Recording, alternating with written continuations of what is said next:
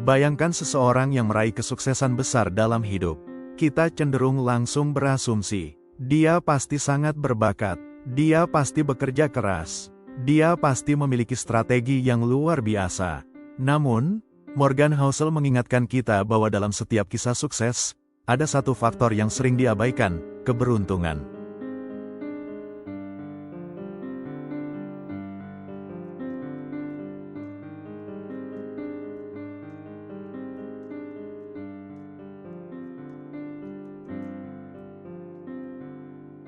Manusia pada dasarnya adalah makhluk pencari makna.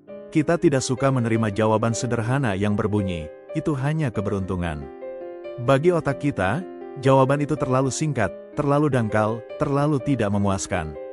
Otak manusia ingin narasi yang rapi, sebuah cerita yang bisa kita pelajari, teladani, bahkan ulangi.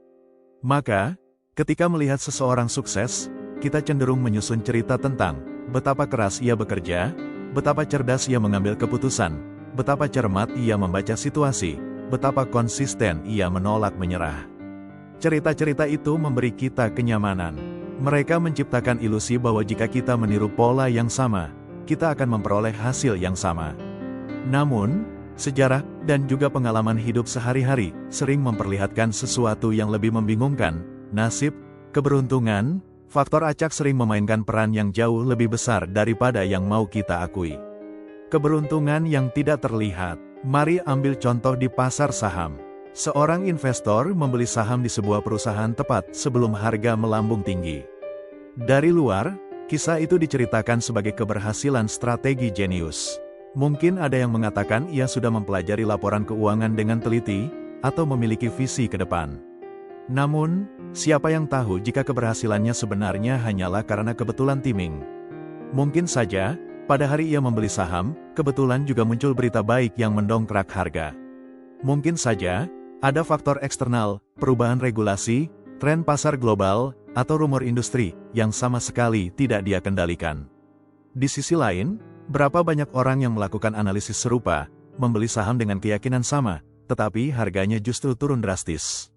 Kisah mereka tidak pernah kita dengar. Mereka hilang di balik statistik kegagalan. Dunia startup, antara ide hebat dan waktu yang tepat. Contoh lain datang dari dunia bisnis. Seorang pengusaha meluncurkan produk, dan produk itu meledak, viral, dipuji semua orang. Orang-orang pun berkata, lihatlah, itulah hasil kreativitas, inovasi, dan kerja keras. Tetapi mari kita telisik lebih dalam. Bagaimana jika produk itu lahir 5 tahun lebih awal, sebelum masyarakat siap? Mungkin akan gagal total. Bagaimana jika produk itu muncul 5 tahun lebih lambat, saat pesaing sudah mendominasi pasar? Mungkin tidak pernah terdengar. Banyak kisah sukses startup bukan hanya soal ide brilian, melainkan waktu yang kebetulan tepat. Airbnb sukses karena lahir di tengah krisis keuangan global, saat orang mencari cara alternatif untuk mendapatkan uang tambahan dengan menyewakan kamar kosong. Zoom meledak karena pandemi global membuat dunia dipaksa bekerja jarak jauh. Apakah pendirinya cerdas dan bekerja keras? Tentu saja, tetapi tanpa faktor eksternal, krisis, pandemi, perubahan perilaku, mungkin cerita mereka sangat berbeda. Perpaduan yang rumit, kerja keras dan keberuntungan. Morgan Housel tidak pernah meremehkan peran kerja keras. Kerja keras adalah syarat mutlak. Tanpa itu, tidak ada yang bisa bertahan lama. Namun, ia menekankan hal yang sering kita lupakan, kerja keras tanpa keberuntungan kadang tidak menghasilkan apa-apa. Bisa jadi kita bekerja siang malam, berkorban waktu dan tenaga, tetapi jika peluang tidak datang, jika kondisi eksternal tidak mendukung, hasilnya bisa nihil. Berapa banyak seniman hebat yang mati miskin karena lahir di era yang salah? Berapa banyak penemu jenius yang karyanya tidak pernah diakui karena publik belum siap? Sebaliknya, keberuntungan tanpa keterampilan seringkali hanya sementara. Seseorang mungkin tiba-tiba kaya karena warisan, atau menang lotre, atau kebetulan membeli aset yang harganya naik. Namun, tanpa keterampilan mengelola, keberuntungan itu cepat habis. Kita bisa lihat pada banyak kisah pemenang lotre yang bangkrut dalam hitungan tahun. Jadi, keberhasilan sejati selalu merupakan perpaduan antara dua hal. Keberuntungan yang membuka pintu, keterampilan dan kerja keras yang membuat kita mampu bertahan di dalamnya. Contoh klasik adalah Bill Gates. Kita mengenalnya sebagai salah satu orang paling cerdas dan pekerja keras di dunia teknologi. Tetapi mari kita gali lebih dalam.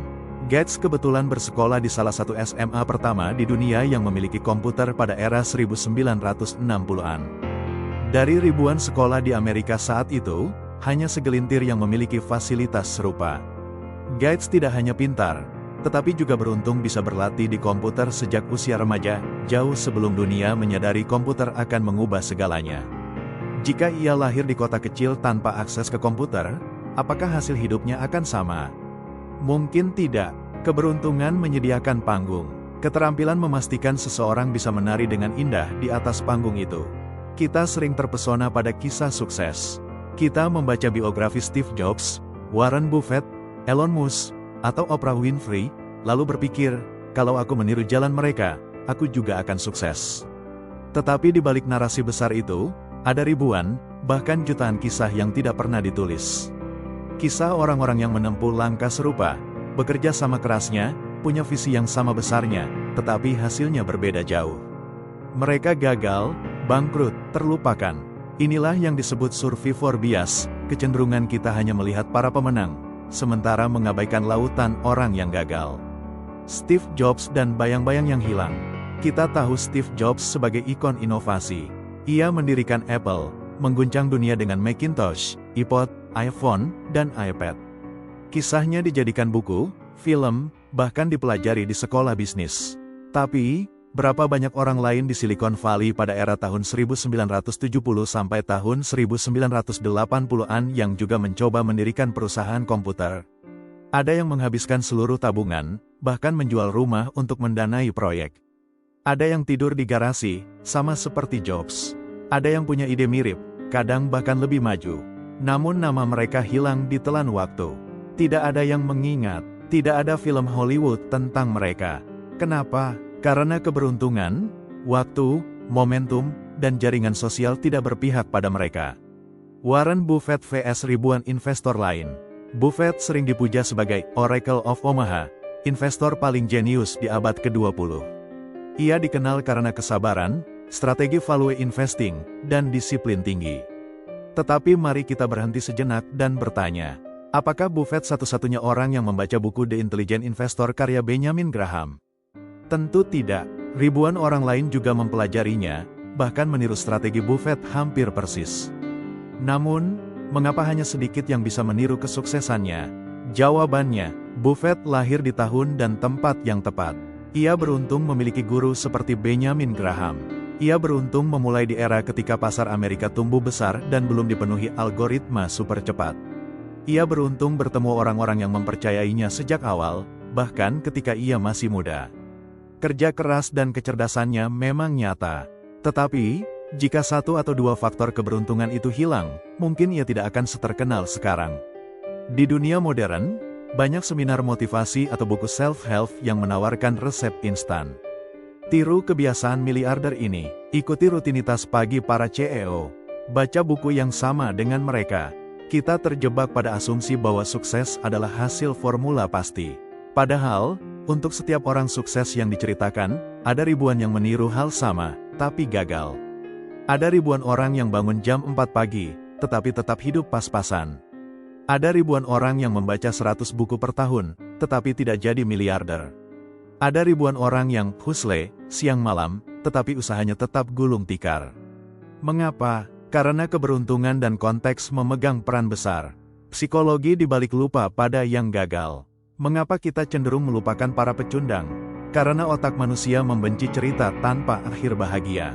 Kisah kegagalan sulit dijual, tidak inspiratif, bahkan sering membuat takut. Media, penerbit, hingga pembicara motivasi lebih suka menyoroti mereka yang berhasil. Sebab kisah sukses memberi harapan, sedangkan kisah kegagalan hanya dianggap sebagai peringatan yang suram. Padahal, dalam setiap kegagalan ada pelajaran besar, bahwa kerja keras tidak selalu berbanding lurus dengan hasil. Bahwa dunia tidak seadil rumus matematika. Bahwa ada faktor luar yang sering menentukan jalan hidup. Mengapa penting menyadari ini? Morgan Housel mengingatkan, jika kita hanya belajar dari yang berhasil, kita akan terjebak pada ilusi kontrol, keyakinan bahwa kita bisa mengendalikan hasil sepenuhnya hanya dengan meniru tindakan tertentu. Padahal kenyataannya, sebagian besar sukses tidak bisa direplikasi. Konteks yang melahirkan kesuksesan itu tidak bisa diulang. Waktu, tempat, lingkungan, dan jaringan sosial berbeda bagi setiap orang. Kesadaran ini bukan untuk melemahkan semangat, tetapi untuk membebaskan kita dari rasa bersalah berlebihan. Jika kita gagal, itu bukan selalu karena kita malas atau bodoh. Bisa jadi karena keberuntungan belum berpihak. Jadi, bagaimana harus bersikap? Daripada hanya memuja kisah pemenang, Housel menyarankan kita belajar dari yang gagal juga. Mereka memberi pelajaran tentang risiko, realita, dan batas kendali manusia. Jangan menyederhanakan sukses. Sukses bukan hanya hasil disiplin dan kerja keras, tapi juga gabungan faktor eksternal. Bangun kerendahan hati. Jika berhasil, sadari bahwa keberuntungan ikut berperan. Jika gagal, jangan menyalahkan diri berlebihan. Inilah inti dari bagian ini. Untuk setiap Jobs, ada ribuan yang gagal. Untuk setiap Buffett, ada ribuan yang jatuh. Kita hanya mendengar nama besar karena sejarah ditulis oleh para pemenang, sementara yang lain tenggelam tanpa suara. Tetapi, jika kita berani menengok mereka yang kalah, kita akan melihat gambaran dunia yang lebih jujur, lebih realistis, dan jauh lebih bijak. Ketika kita melihat seseorang berhasil, entah seorang atlet, pebisnis, seniman, atau investor, pertanyaan yang seharusnya kita tanyakan adalah, apakah ini hasil keterampilan murni, ataukah keberuntungan ikut berperan? Masalahnya, jawaban ini tidak pernah hitam putih. Hidup tidak memberi kita grafik rapi yang menuliskan berapa persen keterampilan, berapa persen keberuntungan. Yang ada hanyalah hasil akhir, dan kita bebas menafsirkannya. Namun, Morgan Housel memberi kita kerangka berpikir. Meski kita tidak bisa tahu dengan pasti, ada beberapa petunjuk yang bisa membantu kita mendekati kebenaran. 1. Apakah hasilnya konsisten? Keberuntungan biasanya datang sekali, lalu hilang. Keterampilan biasanya bertahan dalam jangka panjang, bahkan dalam kondisi berbeda. Contoh olahraga, seorang pemain amatir bisa saja mencetak gol spektakuler sekali dalam hidupnya. Itu mungkin keberuntungan. Tapi Lionel Messi dan Cristiano Ronaldo mencetak ratusan gol sepanjang karirnya. Itu bukan kebetulan, itu keterampilan. Contoh bisnis, banyak orang kaya mendadak saat harga properti atau kripto naik. Mereka beruntung masuk di momen yang tepat. Tapi pebisnis seperti Jeff Bezos atau Warren Buffett yang sukses selama puluhan tahun, dalam berbagai kondisi pasar, itu jelas keterampilan yang konsisten. Analogi kehidupan sehari-hari. Bayangkan seorang koki rumahan yang kadang memasak enak, kadang hambar. Itu keberuntungan rasa. Tapi seorang chef bintang Michelin hampir selalu bisa menyajikan hidangan yang lezat, tak peduli bahan yang tersedia. Itu keterampilan. Jadi, jika hasil bisa diulang dan konsisten dalam jangka panjang, kemungkinan besar itu keterampilan. 2. Apakah keberhasilan bisa direplikasi? Keberuntungan seringkali tidak bisa diulang. Sementara keterampilan biasanya bisa diajarkan, dipelajari, dan diterapkan di berbagai konteks. Contoh bisnis dan teknologi. Kesuksesan MySpace pada awal tahun 2000-an bisa dianggap lebih karena momentum. Mereka populer pada saat jejaring sosial baru muncul. Tapi platform itu gagal beradaptasi, dan akhirnya tenggelam. Facebook datang belakangan, tapi suksesnya bisa direplikasi, bukan hanya di AS, tapi juga di hampir semua negara, di berbagai kultur, dan bertahan lebih dari 1 dekade. Itu lebih mendekati keterampilan manajemen, inovasi, dan strategi. Contoh seni, seorang musisi bisa saja mencetak satu lagu viral karena kebetulan cocok dengan tren TikTok. Tapi seorang musisi seperti The Beatles, Adele, atau Coldplay yang berkali-kali menghasilkan karya hebat lintas zaman, jelas ada keterampilan di sana. Analogi kecil, bayangkan seseorang yang sekali waktu bisa melukis wajah dengan detail luar biasa. Tapi setelah itu tak pernah bisa mengulanginya lagi. Itu mungkin keberuntungan inspirasi. Sementara pelukis profesional bisa membuat karya indah berulang kali, itu keterampilan. Jadi, apakah keberhasilan bisa diulang oleh orang yang sama, atau bahkan diajarkan kepada orang lain? Jika iya, maka itu lebih mendekati keterampilan. 3. Seberapa besar faktor luar berperan? Inilah kunci pembeda paling sulit. Kadang seseorang terlihat hebat, tetapi sebenarnya hanya sedang berada di tempat dan waktu yang tepat. Contoh sejarah bisnis. Banyak orang menganggap Rockefeller, pendiri Standard Oil, sebagai pengusaha paling jenius. Benar, Ia pintar, tapi ia juga sangat beruntung karena lahir di era ketika industri minyak baru lahir, persaingan minim, dan permintaan energi melonjak. Apakah keterampilannya penting? Ya, tapi tanpa konteks sejarah itu, mungkin namanya tidak akan sebesar sekarang. Contoh politik, Winston Churchill dikenang sebagai pemimpin besar. Namun jika Perang Dunia II tidak pernah terjadi, mungkin sejarah akan menilainya hanya sebagai politisi biasa yang penuh kontroversi. Jadi, konteks dan faktor luar sangat menentukan. Contoh modern, banyak orang jadi kaya mendadak karena Bitcoin naik gila-gilaan. Apakah itu keterampilan investasi? Tidak selalu, itu lebih banyak soal keberuntungan berada di momen yang tepat. Jika keberhasilan seseorang sangat tergantung pada faktor luar, misalnya kondisi pasar, tren budaya, atau peristiwa tak terduga, maka keberuntungan punya peran dominan. Kesimpulan sementara, konsistensi hasil indikasi keterampilan, replikasi dan transferabilitas indikasi keterampilan, ketergantungan pada faktor eksternal indikasi keberuntungan.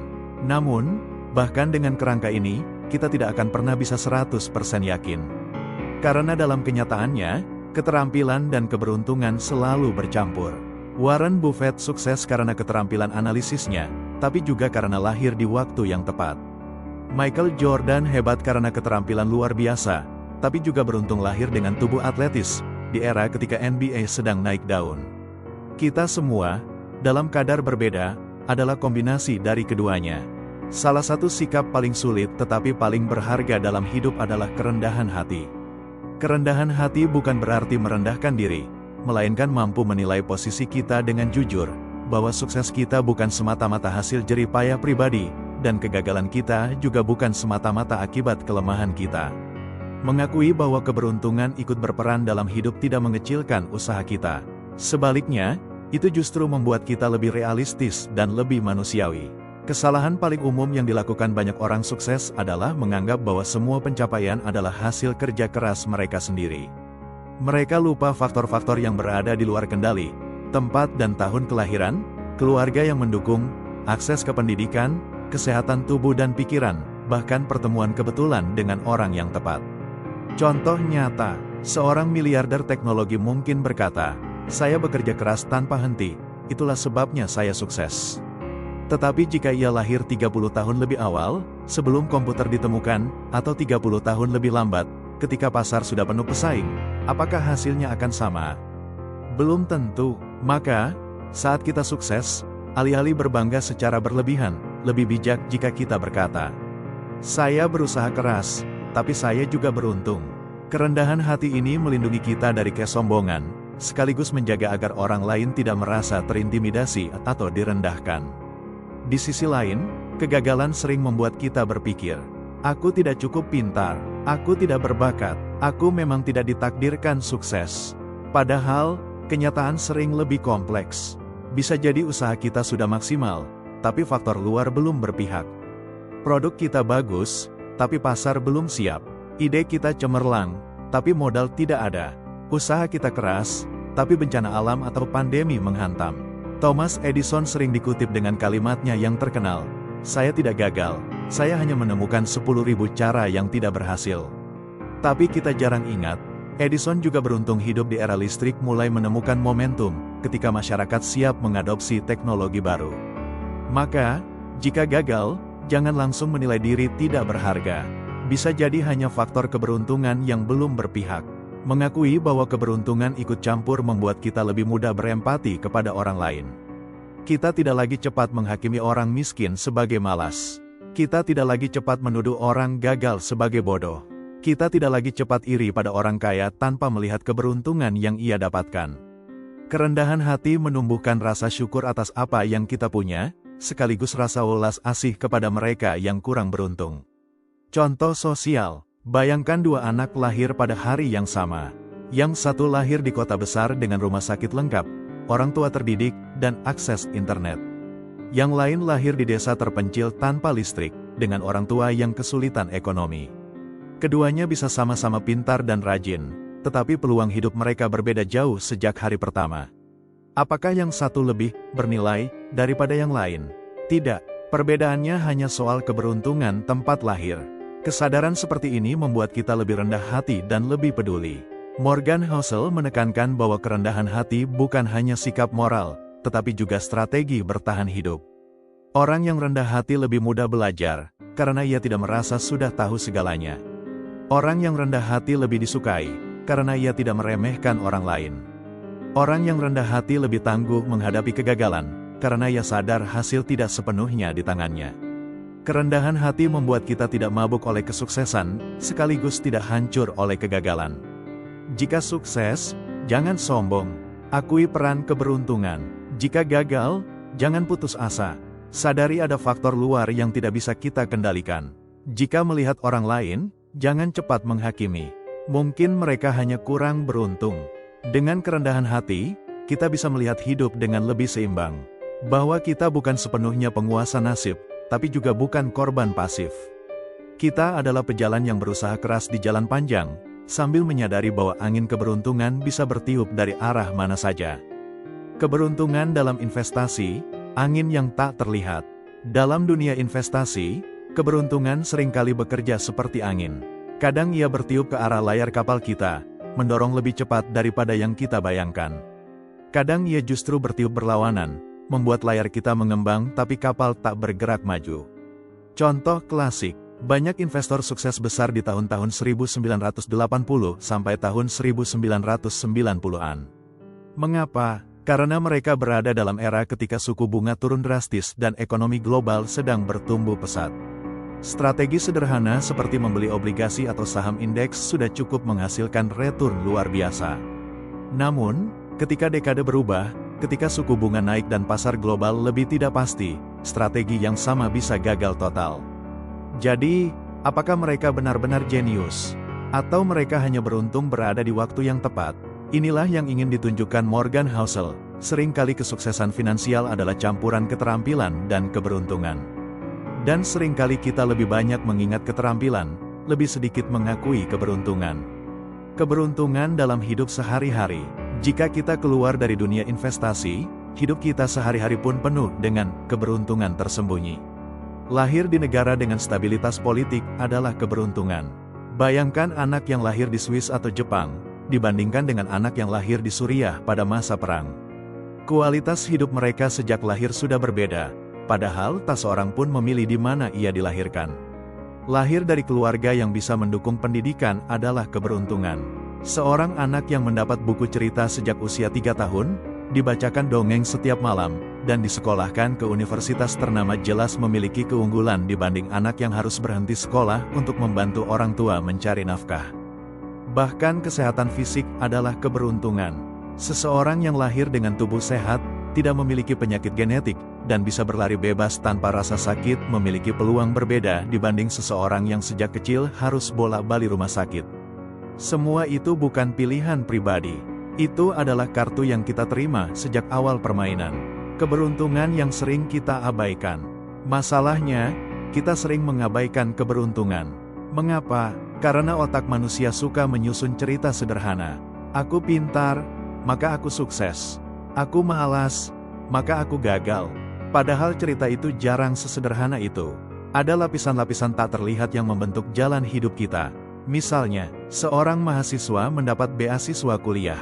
Kita mungkin berkata, ia pasti cerdas sekali. Tapi bagaimana ia bisa mengisi formulir beasiswa dengan benar?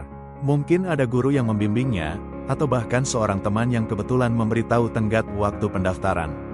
Itu keberuntungan kecil yang sering kita lupakan. Mengapa Housel menekankan hal ini? Housel ingin kita menyadari betapa banyak hal besar dalam hidup bukanlah hasil pilihan kita, tetapi hadiah dari keadaan. Kita tidak memilih di keluarga mana kita dilahirkan. Kita tidak memilih era apa yang menjadi panggung hidup kita. Kita tidak memilih apakah kita lahir sehat atau sakit, kaya atau miskin, di kota atau desa, di negara stabil atau negara konflik. Kesadaran ini bukan untuk membuat kita pasif. Bukan berarti kita berhenti berusaha karena semua sudah ditentukan keberuntungan. Sebaliknya, kesadaran ini adalah undangan untuk rendah hati, bersyukur, dan penuh empati. Refleksi, bagaimana jika, coba bayangkan sejenak, bagaimana jika Warren Buffett lahir di abad ke-18, sebelum pasar saham modern ada? Apakah ia tetap akan menjadi investor besar? Mungkin tidak. Bagaimana jika Lionel Messi lahir di keluarga miskin yang tidak mampu membayar perawatan hormon pertumbuhan untuk tubuhnya? Mungkin ia tidak pernah menjadi legenda sepak bola. Bagaimana jika Steve Jobs lahir di pedalaman tanpa akses ke komputer? Mungkin Apple tidak pernah ada. Kita sering memuja jenius mereka. Dan memang benar, mereka berbakat dan bekerja keras. Tapi jangan lupa, tanpa keberuntungan, bakat itu bisa terkubur selamanya. Mengapa ini penting untuk kita? Mengakui keberuntungan bukan berarti mengecilkan usaha. Mengakui keberuntungan berarti kita lebih realistis melihat hidup. Kalau sukses, jangan terlalu sombong. Ada faktor luar yang membantu. Kalau gagal, jangan terlalu hancur. Mungkin faktor luar sedang tidak berpihak. Kalau melihat orang lain, jangan cepat menghakimi. Kita tidak pernah tahu kartu apa yang mereka dapatkan di awal permainan hidup. Dengan memahami peran keberuntungan, kita bisa menjalani hidup dengan lebih tenang. Tidak berlebihan menyanjung diri, tidak kejam menghakimi orang lain, tidak larut dalam rasa putus asa saat gagal. Seperti kata pepatah lama, kesombongan lahir dari lupa pada keberuntungan, kebijaksanaan lahir dari mengingatnya. Antara keberuntungan dan usaha, menemukan jalan tengah. Jika keberuntungan begitu besar perannya, apakah berarti kita boleh berdiam diri, menunggu keajaiban turun dari langit? Jawabannya, tentu tidak. Keberuntungan itu ibarat pintu. Ia bisa terbuka kapan saja, tapi tanpa usaha, kita tidak akan pernah siap untuk masuk ke dalamnya. Usaha itu ibarat bekal. Tanpa bekal, meski pintu terbuka, kita tak akan bisa bertahan lama di ruangan baru itu. Morgan Housel menekankan, kombinasi keberuntungan dan usaha adalah jalan hidup yang realistis. 1. Kerja keras, agar siap menyambut keberuntungan. Kerja keras bukan jaminan sukses.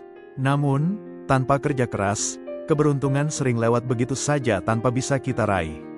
Kisah nyata, J.K. Rowling. Ia menulis Harry Potter di kafe kecil di Edinburgh, dalam kondisi miskin, depresi, bahkan nyaris menyerah. Tapi ketika naskahnya akhirnya diterima oleh penerbit setelah berkali-kali ditolak, keberuntungan itu hanya bisa berbuah karena ia sudah menulis, sudah siap, sudah bekerja keras. Kalau ia berhenti di tengah jalan, peluang emas itu tak akan pernah ada. Kerja keras membuat kita siap. Ia mungkin tidak selalu langsung membuahkan hasil, tetapi ia menciptakan kondisi di mana keberuntungan bisa menempel. 2. Fleksibilitas, agar mampu menyesuaikan diri. Fleksibilitas adalah kemampuan untuk tidak kaku terhadap rencana. Dunia berubah terlalu cepat, dan mereka yang kaku sering hancur, meski berbakat sekalipun. Contoh sejarah, Netflix vs Blockbuster. Blockbuster dulu raksasa. Mereka punya modal, jaringan, dan nama besar. Tapi ketika dunia bergeser ke streaming, mereka menolak beradaptasi. Sebaliknya, Netflix yang awalnya bisnis penyewaan DVD berani fleksibel. Mereka berevolusi menjadi layanan streaming, lalu menjadi produser konten. Hasilnya, Netflix bertahan dan tumbuh. Blockbuster hilang. Fleksibilitas bukan berarti tidak punya prinsip, melainkan bersedia menyesuaikan bentuk tanpa kehilangan inti. Seperti bambu yang lentur diterpa angin, tetapi tidak patah. 3. Kerendahan hati, agar tidak buta terhadap nasib. Kerendahan hati adalah sikap yang lahir dari kesadaran. Aku bukan satu-satunya aktor dalam panggung hidupku. Bayangkan seorang investor yang mendapat keuntungan besar karena membeli saham tepat sebelum booming. Kalau ia sombong, ia akan berkata, "Aku hebat, aku jenius." Tapi orang rendah hati akan berkata, "Aku beruntung berada di momen yang tepat." Besok, situasi bisa berubah, maka aku harus tetap hati-hati. Kerendahan hati bukan melemahkan diri. Sebaliknya, ia membuat kita waspada, realistis, dan lebih bijak. Orang yang rendah hati tidak mudah tertipu oleh kesuksesan sesaat, dan tidak mudah meremehkan orang lain yang gagal. 4. Rasa syukur, karena banyak hal bukan hasil kita semata. Rasa syukur lahir dari pengakuan bahwa banyak hal dalam hidup tidak pernah kita usahakan, tapi tetap kita nikmati. Kita tidak memilih lahir di dunia yang punya listrik, internet, dan rumah sakit modern. Itu adalah keberuntungan sejarah. Kita tidak memilih teman yang tiba-tiba memberi informasi peluang kerja. Itu keberuntungan sosial. Kita tidak memilih tubuh yang sehat atau lahir di keluarga yang mendukung. Itu keberuntungan biologis. Syukur bukan sekadar ucapan, terima kasih. Syukur adalah cara memandang hidup dengan penuh kesadaran.